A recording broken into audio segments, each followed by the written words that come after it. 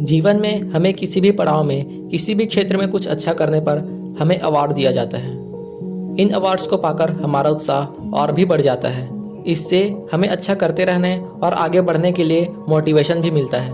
Award पाने वाले व्यक्ति का समाज में अलग ही पहचान बन जाता है। इसी तरह हमारे देश में नागरिकों को विभिन्न क्षेत्रों में अपना विशेष योगदान देने पर भारत सरकार द्वारा राष्ट्रीय पुरस्कार दिए जाते हैं, जिन्हें इंडियन सिविल अवार्ड्स यानी भारतीय नागरिक पुरस्कार कहा जाता है। तो इस वीडियो में हम भारतीय नागरिकों को दिए जाने वाले राष्ट्रीय पुरस्कारों के बारे में जानेंगे। भारत रत्न। भारत रत्न भारत में दिया जाने वाला सर्वोच्च नागरिक पुरस्कार है।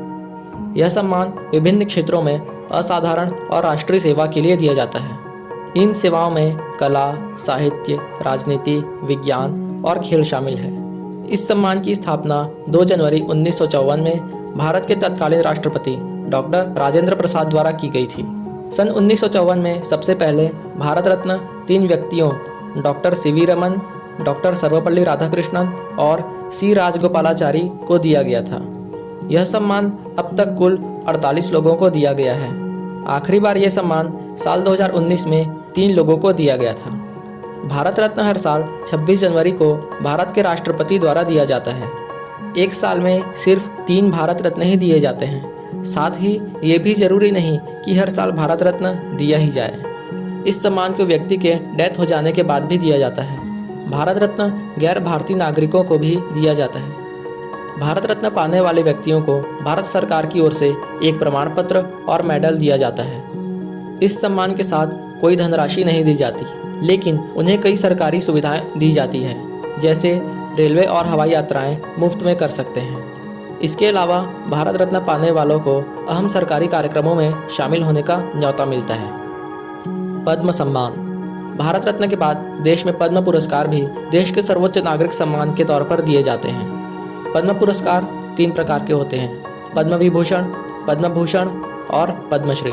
भारत रत्न भारत का सर्वोच्च नागरिक पुरस्कार है। उसके बाद पद्म विभूषण, जो दूसरा सर्वोच्च नागरिक सम्मान है, वो असाधारण एवं विशेष सेवा के लिए दिया जाता है। पद्म भूषण, जो तीसरा सर्वोच्च नागरिक सम्मान है, वो उच्च कोटि की सेवा के लिए दिया जाता है।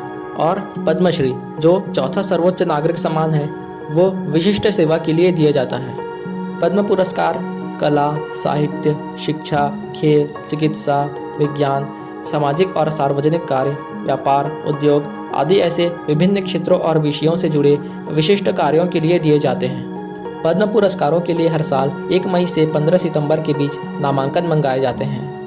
किसी व्यक्ति के डेथ हो जाने के बाद दिए गए पुरस्कार और विदेशियों को दिए गए पुरस्कारों को छोड़कर एक वर्ष में मैक्सिमम 120 पद्म पुरस्कार ही दिए जाते हैं। इन पद्म पुरस्कारों में राष्ट्रपति द्वारा हस्ताक्षर किया गया प्रमाण पत्र और मेडल दिया जाता है।